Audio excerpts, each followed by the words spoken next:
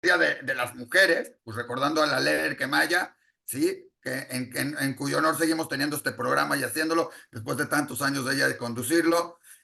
No tiene que ver con mujeres, pero ahí está Daniel también. Esperemos pronto su pronta recuperación y ya tenerlo aquí de regreso, ¿sí? Y por supuesto un saludo en Israel, no nos está viendo porque es Shabbat, a Ilan y al nuevo integrante de su familia. Así que ya estamos con todo eso. Y hoy, además, en un día muy especial, vamos a tener varias cosas muy interesantes, empezando a platicar del Día Internacional de la Mujer. Un día muy curioso porque unos dicen, se celebra, se festeja, no se celebra, se conmemora, es para manifestarse, es para reclamar, para todo esto. Y por eso me doy un gusto tremendo tener a dos personalidades. Uno a Hugo Vela, y me dirán, bueno, vamos a hablar de mujeres, y entonces, ¿por qué hay un hombre? Porque yo considero que si vamos a hablar de el Día Internacional de las Mujeres, no podemos hablar de eso sin que opinen los hombres y que opinen y estén alrededor de eso.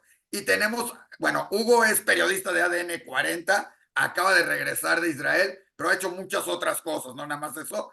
Y a Sophie Tuachi, ¿sí? Que es la que está manejando una plataforma que ha sorprendido a todos, con información veraz, oportuna, comentarios y con cosas que se llama Nunca Jamás, para que sepan, jamás con H, haciendo referencia al 7 de octubre, al trágico 7 de octubre, y a todo lo que está sucediendo porque sigue esto y no nada más se quedó en el 7 de octubre. Pero bueno, después de esta larguísima introducción, ya se me pasó. Hugo, yo te quiero preguntar, antes de empezar con todo este tema, ¿qué opinas del Día Internacional de la Mujer y cómo se celebra, se conmemora o qué pasa con él?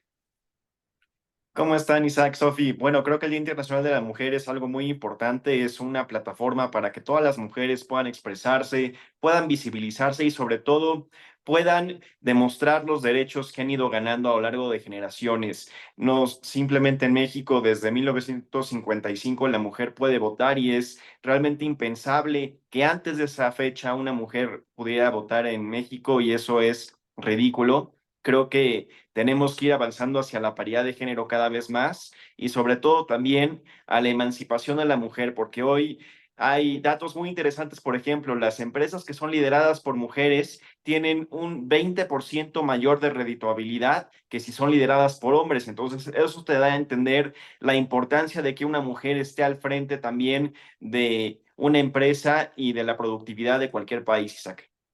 Oye, Hugo, en todo ese sentido, te quiero preguntar, todos hablamos de la igualdad de las mujeres y de repente te topa con que sí hay que ser iguales, pero no hay que ser iguales, en que se pueden manifestar de una manera, en que si haces, no haces. ¿Qué pasa con todo esto? Porque es una igualdad, pero hasta cierto grado o ciertas cosas, ¿o a qué te refiere? Y tú lo dijiste muy bien, el que sean las mismas oportunidades todo, y de repente como que no es lo mismo y parece que ahora tenemos que crear también el Día Internacional del Hombre, pero eso es otro boleto. Pero, ¿cómo lo ves cuando apenas en el Congreso se acaba de eliminar una regla del divorcio, que el divorcio, o sea, los hombres podían pedir el divorcio, divorciarse y pasar a una sala de al lado y casarse otra vez, y las mujeres tenían que esperar 9 meses. O sea, cosas así que todavía son sui generis en este país, ¿no? Claro, creo que la igualdad tiene que ser primero que nada ante la ley. Cuando estamos hablando de igualdades, iguales ante la ley, evidentemente no podemos ser iguales físicamente un hombre de una mujer, y la desigualdad en general es sana, yo creo, para cualquier ser humano. Creo que hay seres humanos que son buenos para las artes, buenos para las ciencias, buenos para las matemáticas. La desigualdad es sana, pero que seamos iguales ante la ley es lo más importante y eso es lo que las mujeres están pidiendo y es por lo que luchan en este Día Internacional de la Mujer. Bueno, todavía no entro el tema central de toda la plática porque tenemos a Hugo y a Sofía acá, pero Sofía, ¿tú qué opinas del Día Internacional de la Mujer y cómo hoy se ha vuelto en casos más político que social que otras cosas? O sea, hoy se ha politizado el tema tremendamente, ¿no? Sí, disculpen si hay ruidito, tengo aquí a mi bebé mujer, precisamente, pero la verdad es que yo siento que este año el Día de la Mujer cambió en su tono para mí completamente al ver el silencio de las organizaciones llamadas feministas, en el que no mencionan nada acerca de la violación masiva y sistemática de mujeres el 7 de octubre perpetrada por Hamas, de las mujeres que siguen ahí secuestradas, que no se sabe nada, que la Cruz Roja ni siquiera ha hecho un intento por ir a verlas, ver que estén bien, ver en qué estado están, si ya hay lamentablemente embarazos no deseados. Yo creo que hay mucha hipocresía hoy en día hoy, en el Día de la Mujer, este año para mí, sí tiene un tono distinto. A ver, hablando de este tema, y ahora sí, Hugo, tú acabas de estar en Israel, ¿sí? Yo no Sí. quiero sugerir si Israel es democracia, no es esto, si Gaza, y todo esto. Tú conociste tanto Gaza como Israel. ¿Qué nos puedes decir de las mujeres en ambos lados? ¿Qué es lo que tú has visto? Bueno, es algo completamente distinto lo que se vive para las mujeres en Israel y en Gaza. En Gaza realmente vi muy pocas mujeres porque están subyugadas a la autoridad del hombre. Una mujer no tiene voz, no tiene voto, no tiene posibilidad de caminar por las calles libremente si no está acompañada por una mujer, no tiene posibilidad de expresarse. En cambio, en Israel es una situación completamente distinta. Ahí, al ser democracia, una mujer puede participar en política, puede participar en la economía, puede participar en toda la vida cotidiana de la sociedad y ser productiva y ser vista. Y evidentemente, pues eso es una situación completamente radical, la diferencia en lo que hay en un mundo como una democracia como la que tiene Israel, a una dictadura y a un régimen totalitario como la que existe en la Franja de Gaza. Dime algo, Hugo, tú que acabas de estar, y Sofi que habló de las violaciones, de todo lo que pasó el 7 de octubre. ¿Tú viste algo? ¿Supiste? ¿Platicaste? ¿Qué información tuviste? Porque, ojo, vamos por partes muy importantes. Eres un reportero independiente de alguna manera, o sea, trabajas en un medio, pero tú decides, tú ves lo que tú sientes, no eres de la comunidad. A ver, ¿qué viste como reportero, como todo eso, respecto a toda esta situación? Mira, por lo pronto lo que vi es que es una situación que inició jamás. Evidentemente, el 6 de octubre había paz en Israel y en la Franja de Gaza, no había conflictos armados en ese día, y a partir del 7 de octubre que jamás decide unilateralmente atacar a Israel es cuando comienzan las hostilidades.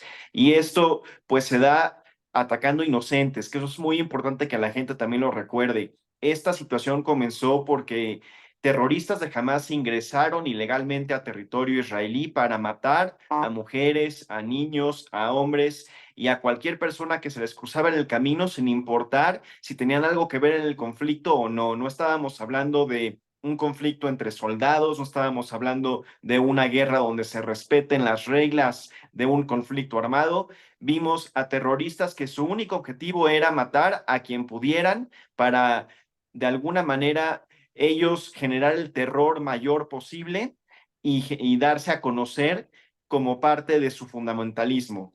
Y eso pues ha desatado este conflicto tan lamentable que hemos tenido ya a lo largo de 5 meses, Isaac.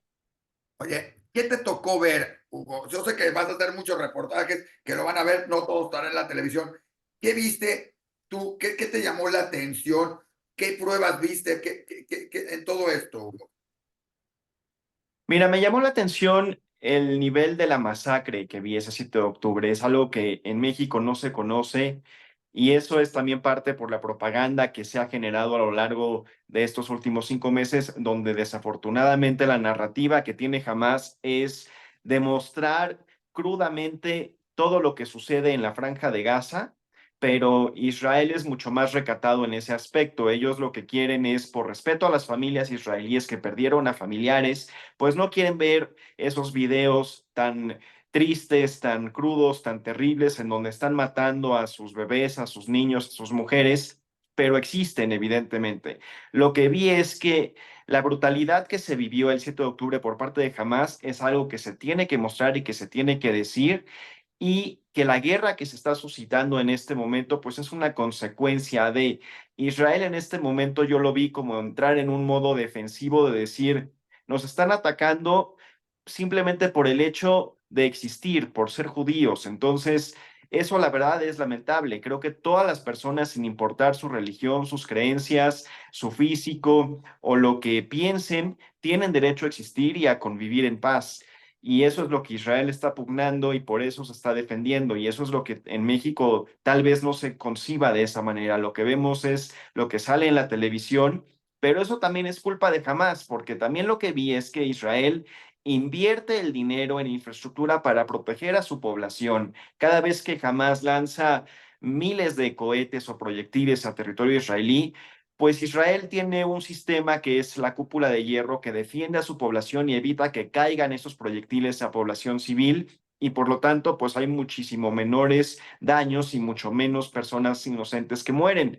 En el caso de Hamas, pues evidentemente cuando Israel se defiende y ataca posiciones terroristas dentro de la franja, ellos lo que hacen es utilizar a la población civil como escudos humanos o localizarse en zonas densamente pobladas o donde se encuentran hospitales o mezquitas para que evidentemente cuando cae algún ataque por parte de Israel, pues haya daños colaterales que pueden ser lamentablemente muertes de niños o mujeres o civiles, que no es que Israel está atacando a los civiles, es que jamás si pone una base terrorista al lado de un hospital, pues evidentemente el proyectil no tiene la capacidad de decir voy a solamente atacar la base militar si está junto al hospital, pues evidentemente la explosión genera daños colaterales y muertes. Oye, yo tengo una duda, porque hablaste de hospitales y escuelas, yo te le voy a dejar a Sofi también preguntarte algunas cosas, pero tú estuviste en algún momento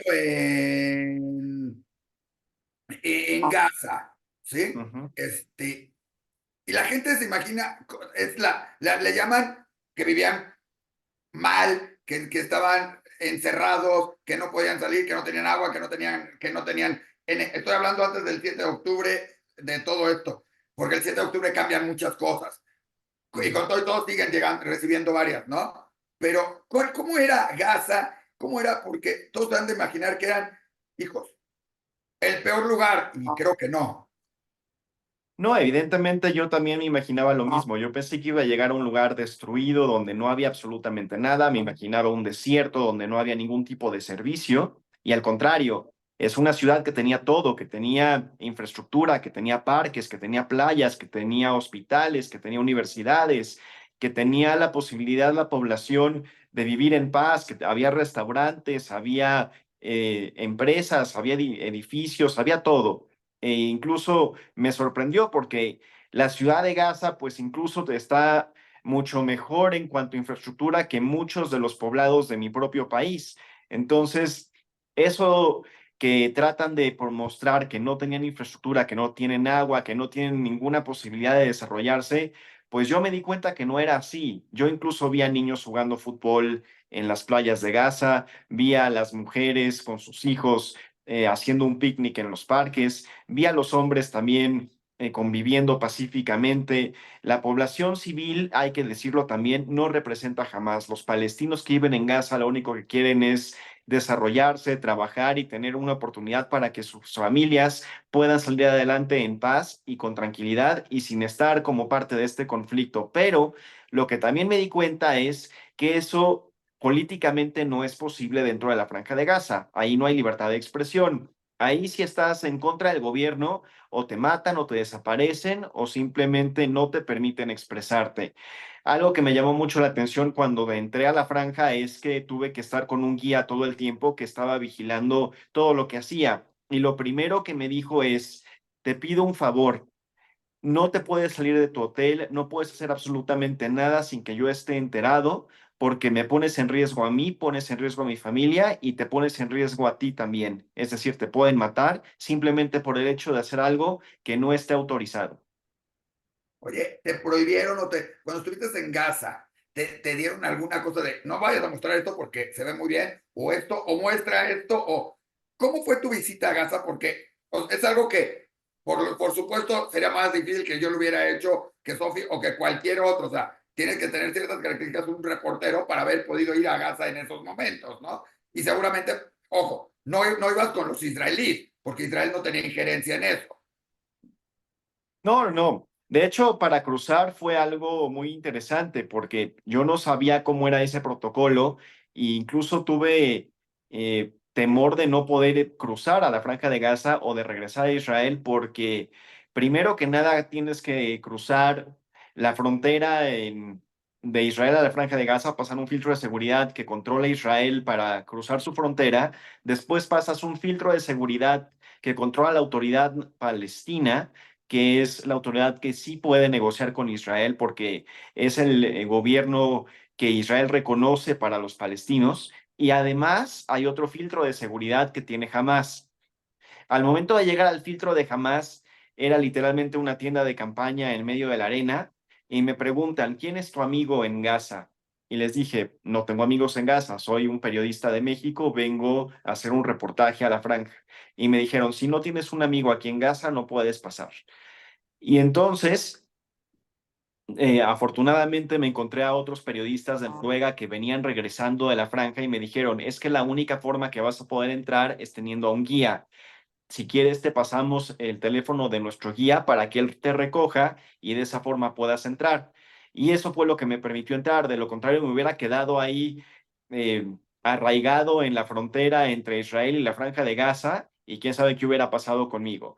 Ya estando dentro de la franja, evidentemente, pues sí, no pude ver los túneles, no pude ver todas las bases terroristas de Hamas, a eso no me llevaron. Lo que querían era que yo viera pues que Gaza pues tenía todo, ¿no? Que tenía toda la infraestructura y que jamás de alguna manera tenía su población bien.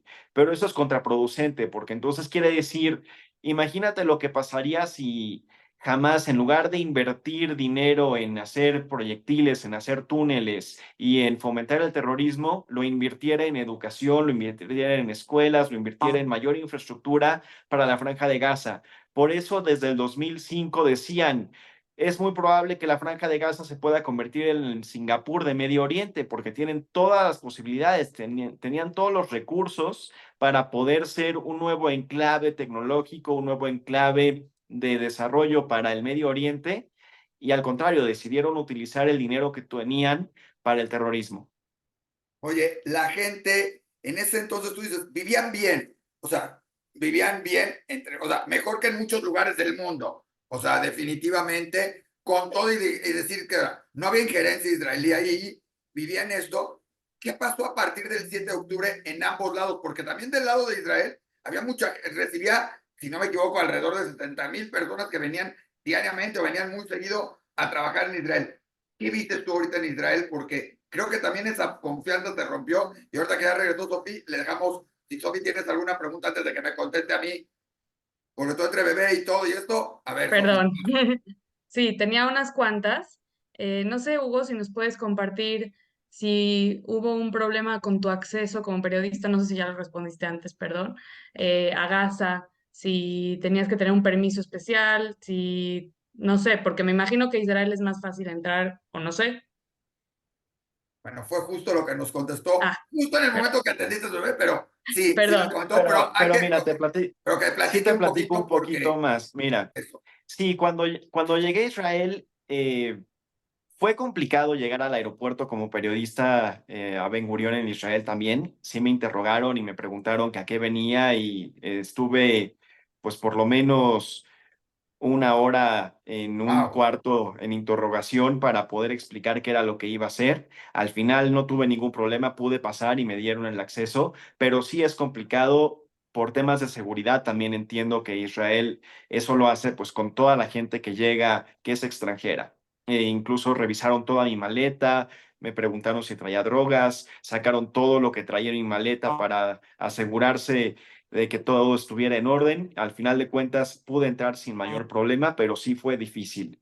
Para entrar a la Franja de Gaza también tuve que hacer un proceso en donde tuve que ir a la oficina de prensa del gobierno de Israel para que me dieran una credencial de periodista emitida por el gobierno de Israel, porque esa es la única manera que el ejército israelí me iba a permitir, que las fuerzas de defensa de Israel me iban a permitir salir de Israel y cruzar el paso de Erez para poder cruzar hacia la Franja de Gaza, pero la pude obtener sin mayor problema. Y al momento de ingresar a la franja tuve que pasar dos filtros de seguridad, uno de la autoridad palestina y uno de Hamas.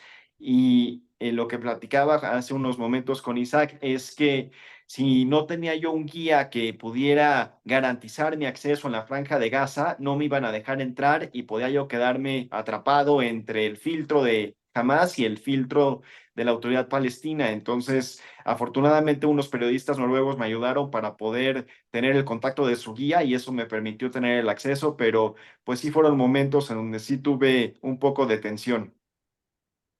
Wow. Y si me permites preguntarte, cuando tú estuviste en Israel, ¿tuviste algún acercamiento con todo este tema de los rehenes, de los secuestrados? ¿Hablaste con familiares? No sé, algo que nos puedas platicar de eso. Claro que sí, de hecho en Tel Aviv hay una plaza que le denominan desde el 7 de octubre la Plaza de los Secuestrados, donde cada sábado es tomada esta plaza por los ciudadanos y por los familiares de los rehenes que todavía siguen en la Franja de Gaza, exigiéndole al gobierno y al mundo su liberación. Y ahí pude platicar con muchos familiares que tienen todavía personas secuestradas en la franja. Desafortunadamente, también por temas de seguridad, los familiares o las personas que ya fueron liberadas y que también estaban marchando en la Plaza de los Secuestrados, pues no querían platicar mucho de la experiencia que tuvieron ahí, perdón, porque lo consideran un tema de seguridad, ¿no? Puede ser peligroso para las personas que siguen ahí secuestradas. Entonces, lo único que me querían decir es que estaban ahí para solidarizarse con el resto de los rehenes que exigían su liberación y me llamó la atención ver una mesa en donde había una división entre las condiciones en las que se encontraban los rehenes en la Franja de Gaza, donde tomaban agua sucia, comida podrida, y del otro lado de la mesa tenían preparado prácticamente ya un festín para recibirlos al momento que estuvieran liberados. Entonces, pues es parte de la situación que está viviendo Israel en este momento, de la incertidumbre de no saber, pues cómo se encuentra la gente dentro de la franja, si van a seguir con vida, si los van a poder ver, si los van a poder abrazar y sobre todo si van a tener la posibilidad de salir, porque también esa es otra situación que la incertidumbre está muy fuerte. No sé si puedo seguir preguntando, Isaac, pero Sí, sí, sí, sí, sí. ¿sí? Sigue, sigue, sigue, Como, Sofía. como periodista me interesa mucho porque yo también llevo una página de noticias y trato de estar al día con información verídica. ¿Cómo haces tú, sabiendo que jamás tergiversa mucha información y exagera mucho las cifras? ¿Cómo haces tú como periodista para tener información verídica al momento, oportuna y para informar de una manera tan eficaz como lo haces? Claro, algo que mencionas que es muy importante decir es que todas las cifras de muertes que vienen de Hamas y de la Franja de Gaza, pues únicamente son validadas por el Ministerio de Salud de Hamas. Es decir, no hay ningún organismo internacional que pueda verificar esas cifras, no dejan entrar a la ONU, no dejan entrar a la Cruz Roja, no dejan a ningún periodista internacional entrar para que pueda verificar ese número de muertes. Entonces, perdón. Todo, todo lo que nos estaban diciendo de que hay 30,000 muertos en la Franja de Gaza, pues evidentemente son cifras no verificables, porque únicamente las muestra el Ministerio de Salud de Hamas, pero es el único dato que hay. Entonces, la única forma como periodistas que podemos manejarlo es diciendo eso. De acuerdo con el Ministerio de Salud de Hamas, que son cifras que no podemos verificar porque no hay acceso a periodistas, ni acceso a medios internacionales, ni acceso a organismos internacionales, pues esta es la cifra que hay, pero no podemos nosotros constatar que sea real o no. Oye, antes de que me preguntes sobre ese mismo tema, aprovecho, Sofía. Dime algo, Hugo. Tú eres un medio independiente. Lo repito porque es importante que quede. Tú llegas y ves una situación y unos te hablan de una cosa, otros de otro. ¿Sí? ¿Cómo decides qué sí es verdad? Y hablo de los dos. ¿Qué sí es verdad? ¿Qué no es verdad? Porque Sofi maneja un medio que tiene, no, no lo quiero decir de ese sentido, pero es una tendencia de un lado, ¿sí? Jamás otro. Tú estás en medio y tienes que hacer un reportaje y a ti el canal te dice, sé verídico, sé esto, espero que no tengan ninguna línea editorial en el medio, decirte, no, no, enfócate en esto y hacia acá, porque siempre podemos tomarle y decir las cosas diferentes, ¿no? ¿Cómo decides tú qué sí es verdad, qué no es verdad, qué decir y qué no decir para mantenerte, espero, en tu sentido objetivo, ¿no? Claro, mi obligación es entrevistar a las dos partes. Tengo que conocer el testimonio tanto de judíos como de musulmanes, como de árabes, como de cristianos, como de todas las culturas que viven dentro de Israel, porque también algo importante es que en Israel no solo conviven judíos y musulmanes, sino que también conviven drusos, conviven cristianos, conviven armenios, conviven otras minorías que ni siquiera nos damos cuenta que existen, pero cada uno tiene su visión, pero es parte de lo ecléctico de Israel. y también es algo que me llamó mucho la atención. En Israel todos pueden convivir y pueden ejercer su religión sin ningún problema. Los cristianos pueden profesar, hay iglesias, hay basílicas, está incluso la Basílica de la Anunciación en Nazaret, que es pues donde María recibió el anuncio del ángel Gabriel, donde le decía que estaba embarazada y iba a tener el Hijo de Dios, y hay mucho peregrinaje. Todo eso se puede hacer en Israel sin mayor problema y con total libertad. Y lo mismo con los musulmanes, está ahí, hay mezquitas dentro de Israel y los musulmanes pueden profesar su religión, pero mi objetivo es siempre tener el punto de vista de las dos partes. Y también platiqué con palestinos, platiqué con judíos y cada uno me dio su punto de vista y evidentemente hay puntos de vista moderados, puntos de vista radicales en ambas partes, pero mi obligación es que cuenten su historia y que la gente que nos ve forme su propia opinión, para que también vean que la situación, pues no solamente es blanco o negro, sino que tiene muchas aristas y que no se puede encasillar simplemente a Israel como culpable de la situación o que en Hamas simplemente hay muertos civiles y que no hay ninguna culpa por parte del gobierno de Hamas, ¿no?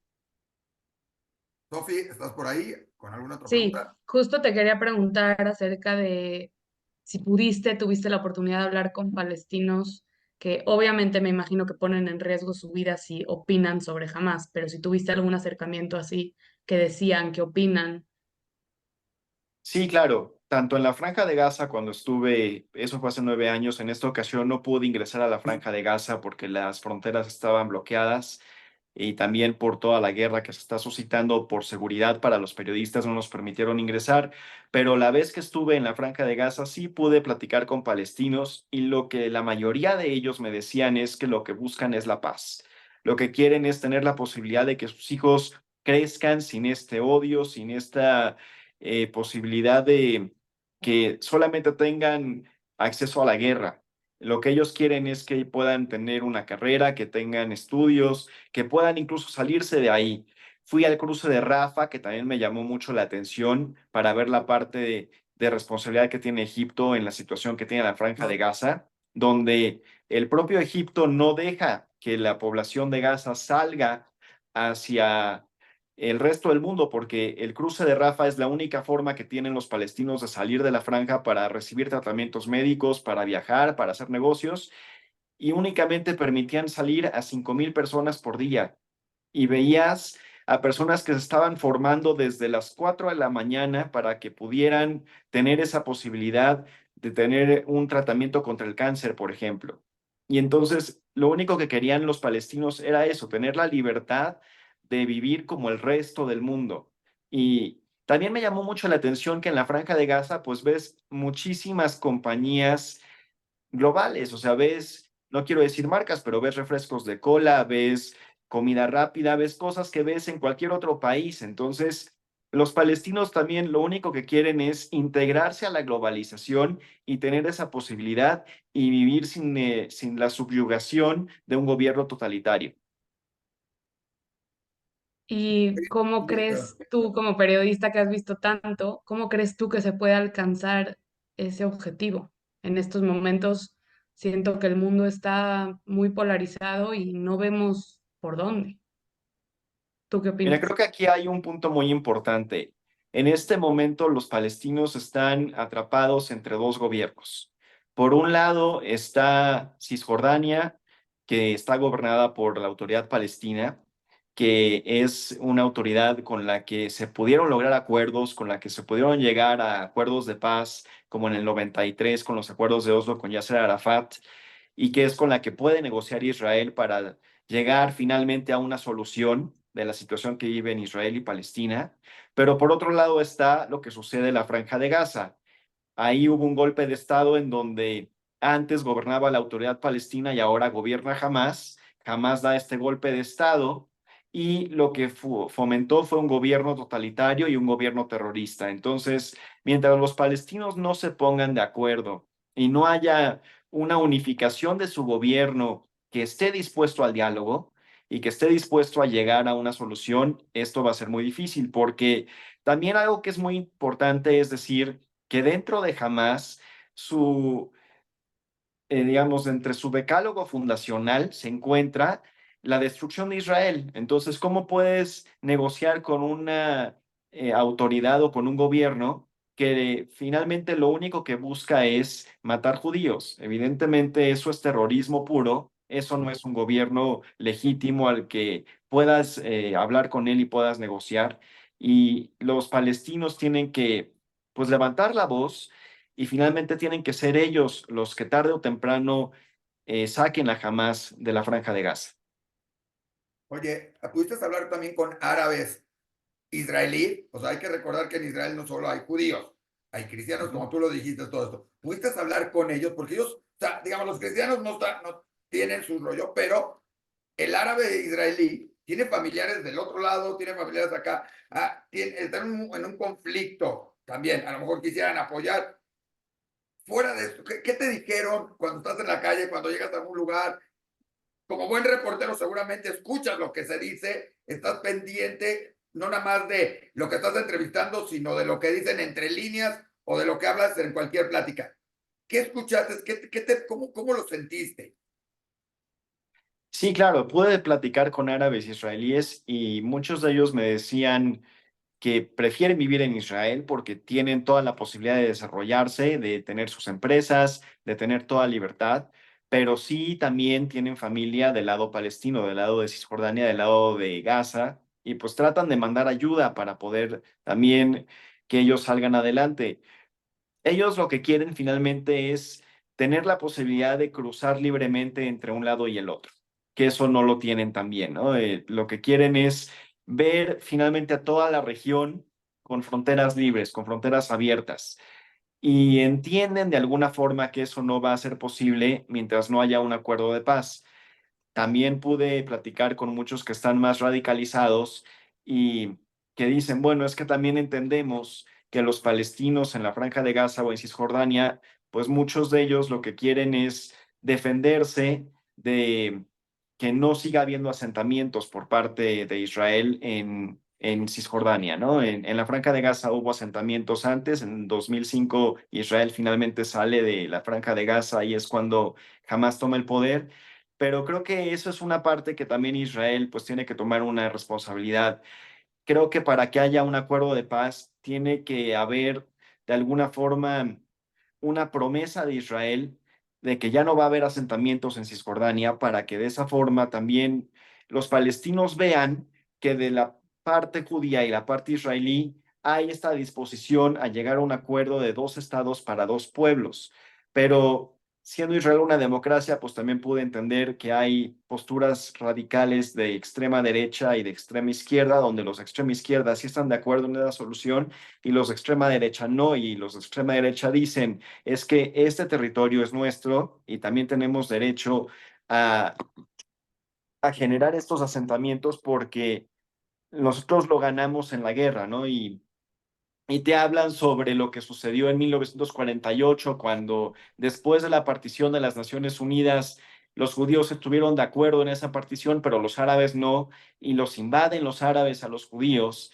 Israel gana la guerra, se constituye como Estado, y entonces dicen, al momento de ganar nosotros la guerra, pues también tenemos derecho ahora a poner nuestras propias reglas. Es como si, me pusieron un ejemplo muy interesante, es como si en México pidiéramos que California fuera de México nuevamente y no reconociéramos que ya es Estados Unidos, porque México perdió la guerra con Estados Unidos en 1848 y perdimos la mitad de nuestro territorio y eso generó que pues varios estados que ahora son de la Unión Americana antes fueran de México y es como si quisiéramos recuperar ese territorio. Entonces, es un debate muy complejo que pues no se puede explicar en 5 minutos, evidentemente, Isaac, pero lo importante es que haya debate y en Israel hay debate, mientras que en la Franja de Gaza no hay. Si no estás de acuerdo con Hamas, no hay posibilidad de llegar a ningún acuerdo.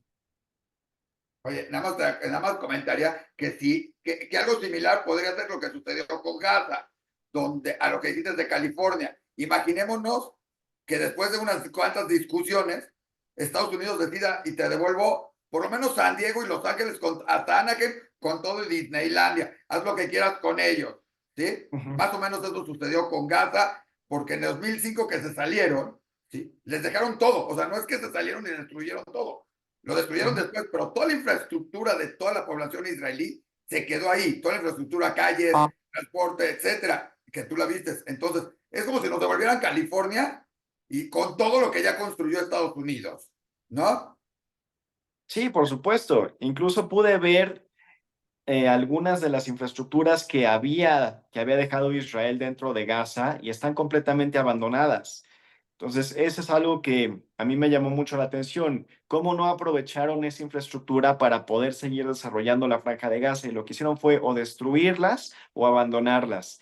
Y además, también es algo muy interesante porque, nuevamente, todo el dinero que entra a la Franja de Gaza, en lugar de que se esté utilizando para desarrollar a la franja y apoyar a la población y seguir haciendo crecer la economía, pues jamás la está utilizando con objetivos militares y con objetivos terroristas. Entonces, eso es lo que está destruyendo la posibilidad de desarrollo en la franja. Sofi, no sé si tengas alguna otra pregunta para darle aquí, cerrar con Hugo, ¿sí? Y darle también paso a Carmen, pero Sofi, no sé si tengas alguna otras preguntas o preguntas.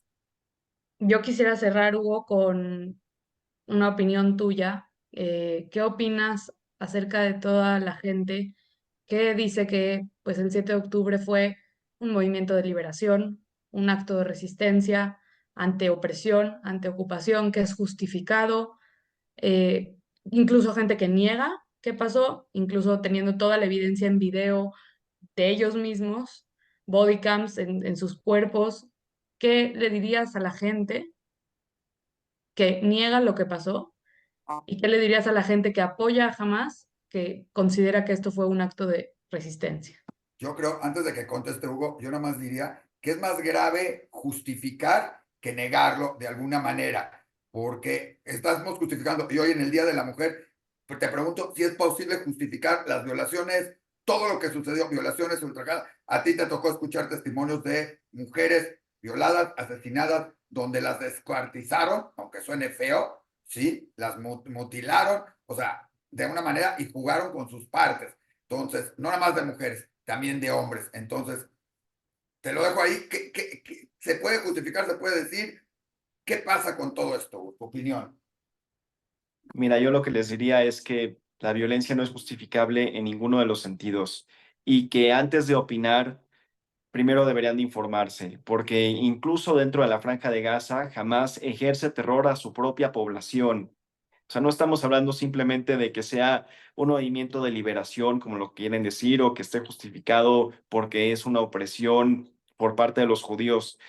Es una opresión por parte de Hamas hacia los propios palestinos. O sea, yo vi cómo había temor y terror dentro de la población palestina de no poder hablar absolutamente nada en contra de Hamas porque o los matan o los desaparecen o incluso violan también a sus propias mujeres. Es decir, Hamas no distingue entre si eres judío, eres árabe, eres cristiano, eres palestino, eres mexicano, eres lo que sea. Y lo vimos.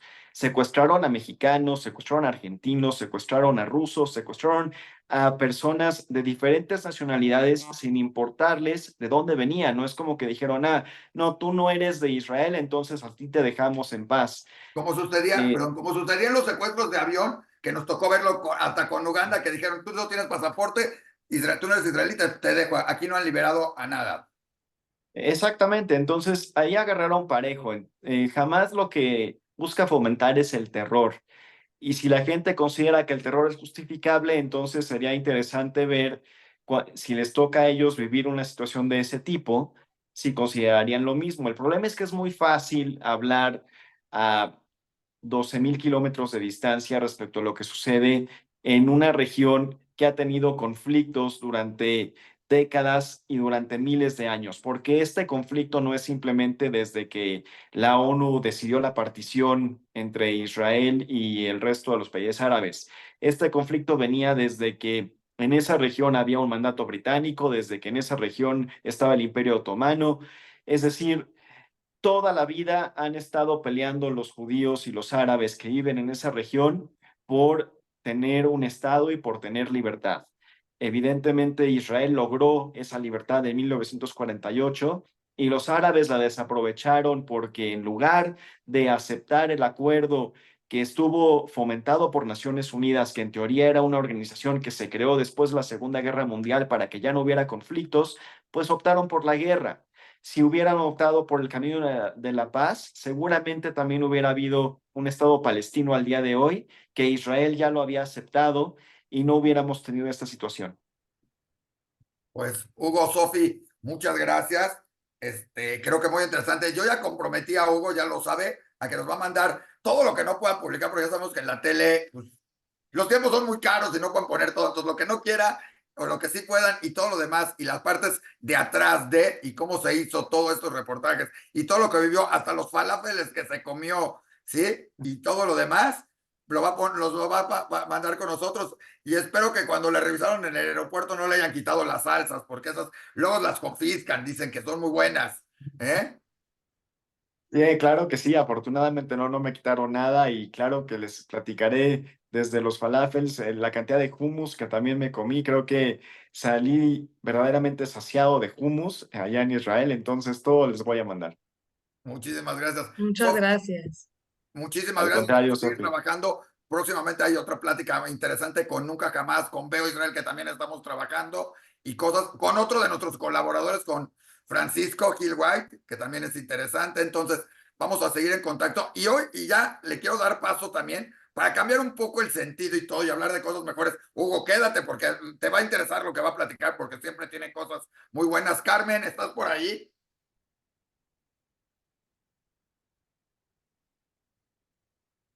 Para los que no tengan idea, Carmen Hola, representa el CEDIJUM. El CEDIJUM es el Centro de Documentación de la Comunidad Judía de México, para hacerlo en forma fácil. Tienen un acervo impresionante y seguramente nos va a hablar hoy, o sea, no le quiero decir si va a hablar de mujeres, de esto, de Israel, pero a ver de qué nos va a platicar hoy Carmen, que siempre tienen cosas bien curiosas, ¿verdad, Carmen? Gusto tenerte por acá. claro que sí, un gusto con todo tu auditorio, de verdad, y me siento muy contenta de estar aquí un viernes más con ustedes. Y hoy justo, pues sí, para seguir nuestra tradición en Diario Judío y conforme a las efemérides, hoy traigo fotografías de mujeres, porque pues sí, vale mucho, mucho la pena mencionar la gran labor que hacen las mujeres dentro de la comunidad judía de México. Entonces, yo te traje un montón de fotos, algunas identificadas, otras las cuales vamos a dejar por acá para que las personas Hoy tienes de... dos que te van a cuestionar y te van a poner. Hugo es reportero, periodista bueno, y Sofi también. Así que cualquier cosa que digas, ahí Sofi y Hugo, yo ya ni digo nada. No, bueno, me pones de nervios. Ok, muy bien. Pues fíjate, Isaac, te voy a contar un poquito sobre los acervos de mujeres en el centro de documentación. Muchas veces, platicando acá entre mis compañeros de archivo, se olvida o se hace un poco a un lado la labor tan grande que tienen las mujeres dentro de la comunidad judía de México y dentro de la sociedad mexicana en general, porque justo estas asociaciones que les voy a mencionar a continuación, pues han ayudado no solo a la comunidad en tiempos de, como lo vemos ahora, en tiempos difíciles de guerra, cuando la mayoría de la comunidad está pasando una situación difícil, sino que también estas asociaciones formadas por mujeres eh, han ayudado a muchas personas en México donando ya sea escuelas, equipo, comida, zapatos. Y también justo tiene mucho que ver la labor de las mujeres judías en México con la fundación del Estado de Israel, porque muchas de ellas en los tiempos de la fundación ayudaron a la formación de un Estado judío. Entonces, con sus donaciones, con su activismo, con todo lo que ellas podían hacer justo acá, ayudaron mucho a la fundación del Estado de Israel. Y justo por acá, si nos permiten compartir fotografías, ya solicitamos, podemos ver algunas de las fotografías que resguardamos de mujeres, porque en el centro de documentación tenemos un sinfín de fondos documentales de Listo, mujeres que Carmen, están lista. increíbles. Listo. Ok, déjame compartirte. Justo como te lo decía Isaac, que ahorita no te veo en pantalla, pero te voy a platicar. Estas son parte de las fotografías que tenemos. Estas forman parte de la sección femenina del Comité Central Israelita de México, que justo después de su fundación tuvo su sección que se dedicaban las mujeres más que nada a ayudar a las personas que estaban del otro lado del mundo sufriendo los ataques antisemitas y sobre todo los ataques de el creciente nazismo en Europa. Lo que hacían las mujeres de la sección femenina era recaudar fondos de lo que fuese. Hacían bazares, vendían comida, hacían lo que surgiera para poder recaudar fondos y apoyar a las personas que estaban del otro lado del mundo o quien necesitara ayuda dentro de la comunidad. Entonces, esta es una de las fotografías que tenemos de la sección femenina y aquí podemos ver justo cómo se está haciendo una colecta, una entrega de algunos artículos de comida, me parece ser que son galletitas. No tenemos bien la fecha eh, de esta fotografía, pero la vamos a ir buscando. Esta, por ejemplo, también forma parte de la sección femenina y es la recaudación de fondos también para lo que era el Keren Hayesot o las llamadas pushkes, donde tú colocabas Creo tu que Carmen, donativo. por ahí traen el logotipo. Yo creo que estos son más de la Cruz Roja, que les funda Ay, un antiguo a la Cruz Roja, yo creo, ¿eh? ¿tú Ven, ahí están alcanzas los a ver logotipos bien? y además los sombreros que traen parecen más De de, Cruz Roja, de sí. Cruz Roja que les donaron a la Cruz Roja, ¿eh? Mira, esta, por ejemplo, son cartas de los apoyos que se hacían de parte de las comunidades judías acá. Tenemos de verdad que es una locura lo que tenemos de mujeres en el centro de documentación. Es muchísimo, muchísimo. Tiene muy poco reconocimiento, lamentablemente, pero tienen una labor impactante las mujeres por acá. Esta es otra foto ya fuera del activismo de una boda. A mí me encanta mostrarte fotos de bodas, entonces cada día te traigo una nueva. Acá podemos ver también varias de las mujeres que hacían pues los eventos de la comunidad. Esos eventos también a veces llegaban por ejemplo, danzas, presentaciones de teatro, etcétera, y todo lo que se recaudaba se mandaba a diferentes causas, como le decíamos hace unos minutos, tanto al Estado de Israel como al apoyo aquí en México, en desastres naturales, por ejemplo, también han sido muy activas las mujeres aquí de la comunidad judía. Entonces, cuando pasaba también un desastre natural, cuando había una situación de riesgo en nuestro país, asociaciones como la WISO, como NAMAT, como el Consejo Mexicano de Mujeres Sionistas de México, dedicaba parte de su labor a recaudar fondos y a poder ayudar a a las personas damnificadas en aquel entonces. Por acá podemos ver también parte de la labor que hacen las mujeres judío-mexicanas en la recaudación de despensas para repartir tanto a la comunidad judía como también a diversas comunidades en México. Estas son fotografías que recaudamos del Fondo WISO, que de la WISO tenemos un montón de fotografías y una base de datos tremendamente buena en la que pueden conocer todo sobre esta asociación que es magnífica y que siempre está tratando de ayudar no solo a la comunidad judía, sino también, como lo decimos y lo reiteramos, ayudan mucho a otros sectores de la población mexicana que bueno, necesitan un montón de apoyo. También se manda al Estado de Israel, claramente cuando hay alguna situación, o en otros países también la WISO tiene una presencia muy fuerte, porque hay WISO internacional. Entonces, acá, por ejemplo, tenemos a grandes personalidades. Por ejemplo, acá tenemos a Dunia Wasserstrom, que sabemos que fue sobreviviente de Auschwitz, junto con Sima Krahmani, que fue presidenta de la UISO durante muchísimo tiempo y que le dio un renombre a la UISO tremendo, y que justo ella ya después quedó como presidenta honoraria de la UISO por su gran labor. Y justo aquí tenemos esta foto súper monumental que nos gusta mucho acá. También por ahí tenemos a Emma Adler, que aparece en este evento. Ella es otro ejemplo de las mujeres trabajadoras en la comunidad. Me parece ser que ella justo es Rosa Pressburger. Rosa Pressburger, que fue una joven que perteneció también a la WISO y que se dedicó a la enseñanza de la historia del arte, a realizar un montón de actividades en torno a la protección de la comunidad judía en México. Y ahí podemos verla cuando fue a Israel y coincidió con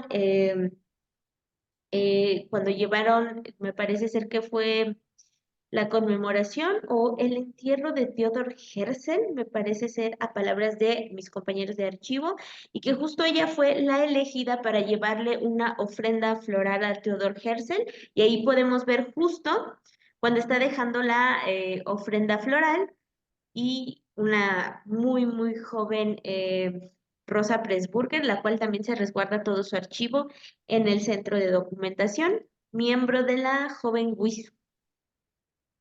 Esto es un poco más de lo que tenemos de artistas judío-mexicanas.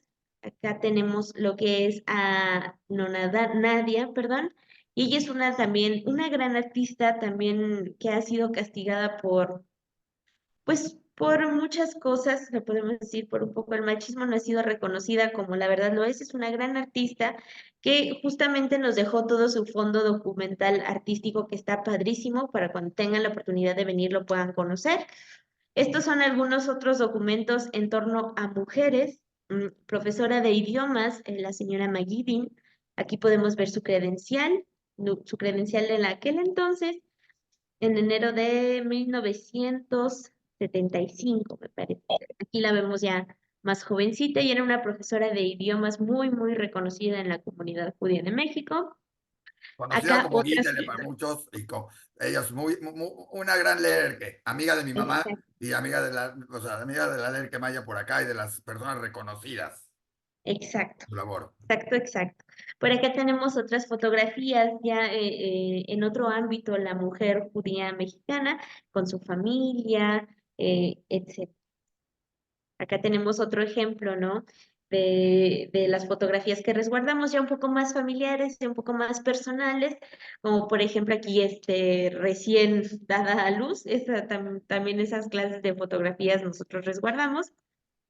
Acá, por ejemplo, tenemos a, me parece ser, Ariel Wolfowitz, que justo ella en el año del 68, cuando fueron las Olimpiadas del 68, fue elegida traductora, porque era impactante Sí, Daniel su habilidad. Bulfovich, conocida como Pasi, es la que está hasta la derecha, si no me equivoco, abajo de la lámpara, es ella, y debe ser Vázquez Raña el que están entrevistando. Y a ver, Hugo, si sabe quién es el periodista, porque yo no.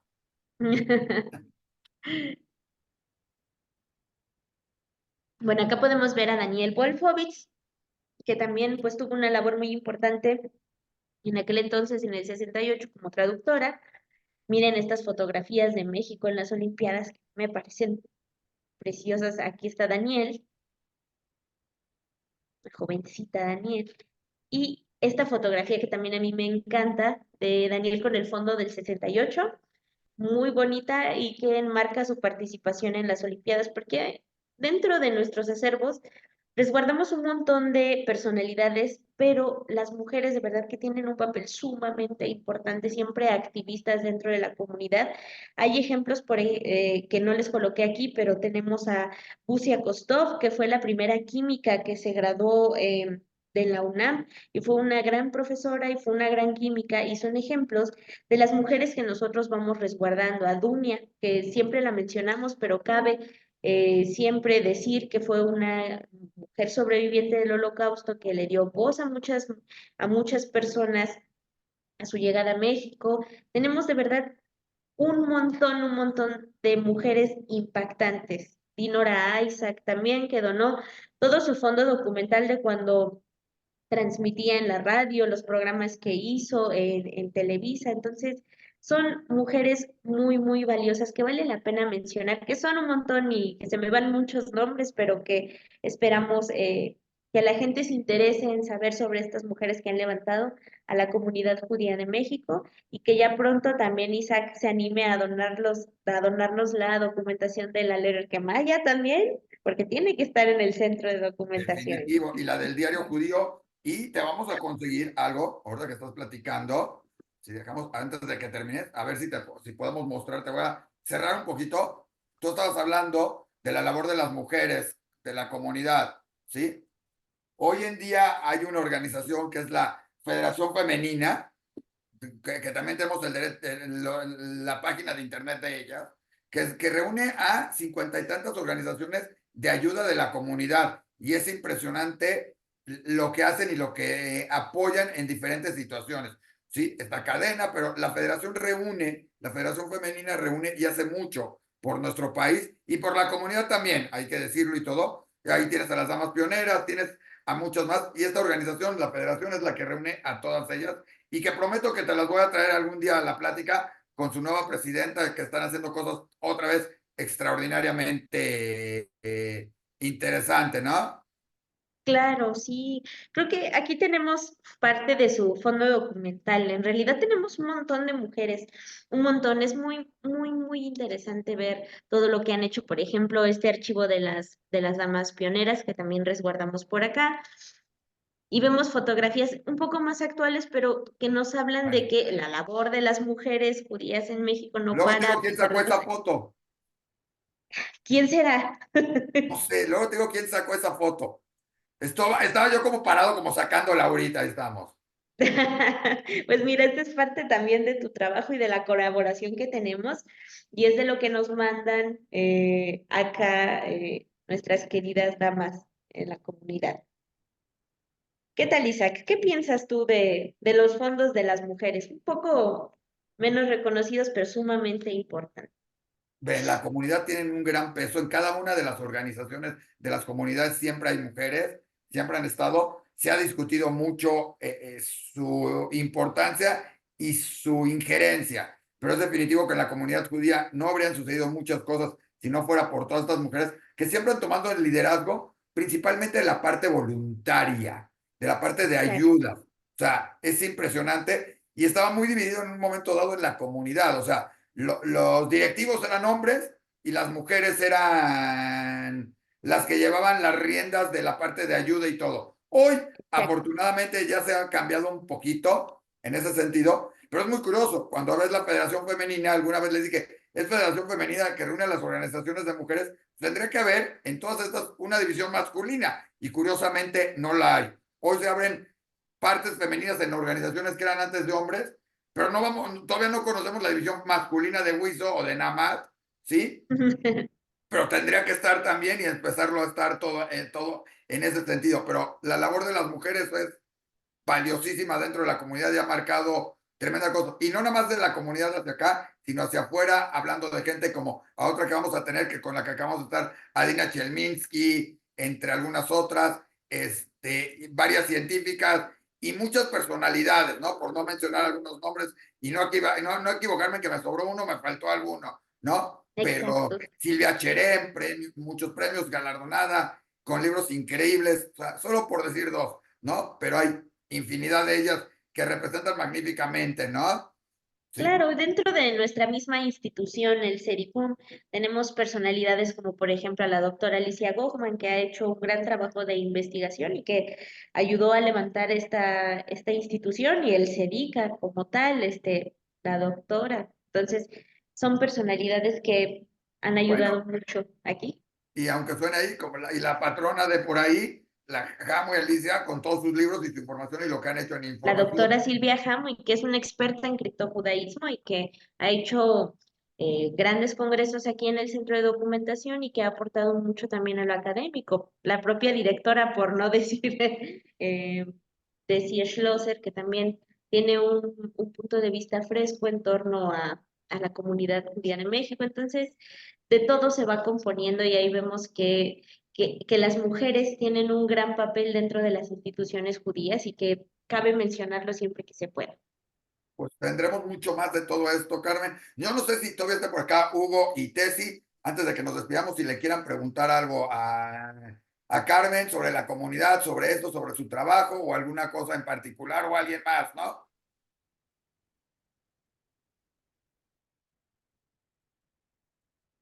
Creo que no. Hola Carmen, Ahí sí, está. aquí sigo. Nada más preguntarte, ¿cómo consideras que la mujer puede seguir creciendo en nuestro país y el trabajo que la mujer judía ha hecho para poder fomentar el desarrollo de la mujer mexicana?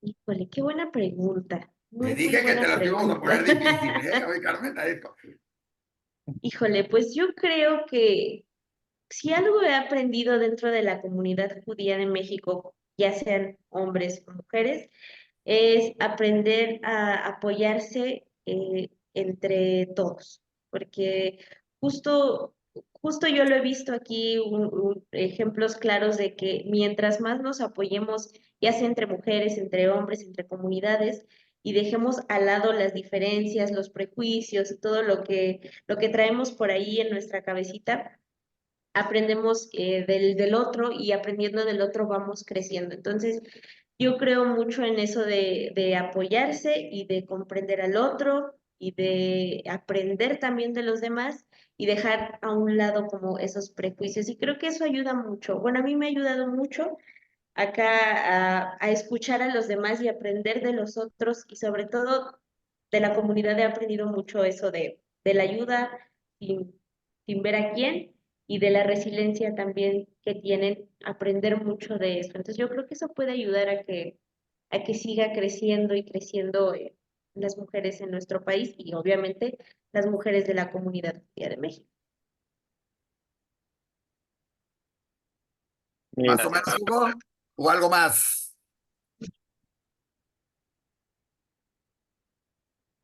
Creo que estuvo muy claro, estuvo excelente, padrísima la conferencia también. Cuando quieras saber más de la comunidad, el Cerijum es el lugar ideal. Hugo, te vas a encontrar con cosas. El día que te des una vuelta, como con ojos de esa, de visión de reportero, de todo esto te vas a encontrar con cosas extrañísimas y todas que tienen en el Cerijum que dices, ¿en serio tenían eso? O sea, sucedía, ¿verdad, Carmen? Sí, claro, claro, claro. Y están invitadísimos aquí al centro de documentación para que conozcan, de verdad, no se van a arrepentir. Yo sé lo que les digo, venir al centro es como entrar a una cápsula del tiempo y sales totalmente renovado. De verdad, no, no es por echarle flores a donde trabajo, pero es un lugar increíble, no, no se lo pierdan. Pues Claro que sí, gracias, Carmen. Carmen, Hugo, quiero agradecerles. Hoy creo que fue un programa bastante interesante, diferente, ¿sí? Y ya estaremos platicando las próximas semanas. Tendremos otras participaciones de Hugo, de Carmen. Esperamos siempre seguir con eso. Ya lo platicamos también con Silvia, con Ezra, con el profesor, con el maestro, por decirle, porque no es maestro, pero le decimos así, Goldberg, a Rubén. Entonces, para todos ellos, tener esto. Y los comentarios y los artículos de Hugo, y por supuesto de Sofi con todo lo que estamos haciendo de Nunca Jamás, que ojalá no lo tuviéramos que hacer, pero exacto. Ojalá pudiéramos tener todo el programa únicamente hablando de cosas tan interesantes como las bodas, la labor, las Olimpiadas, de la que además va a haber que buscar mucho más porque ya vienen las Olimpiadas y pues hay que ir viendo. Y hay anécdotas bien interesantes y si vamos a tratar de buscar a los hijos del arquitecto Ramírez Vázquez para que nos platique, que era el de la, no era Vázquez Raña, era debe ser Ramírez Vázquez, el de que estaba ahí en la entrevista que nos platiquen de todas las anécdotas que tienen de esos Juegos Olímpicos en México, porque fueron cosas bien interesantes, incluyendo la participación de Israel en ese momento, ¿no? Muchísimas gracias y pues hasta la próxima. Gracias, Hugo, gracias, Sofi, gracias, Carmen. Gracias a todos, abrazo. Gracias, hasta luego.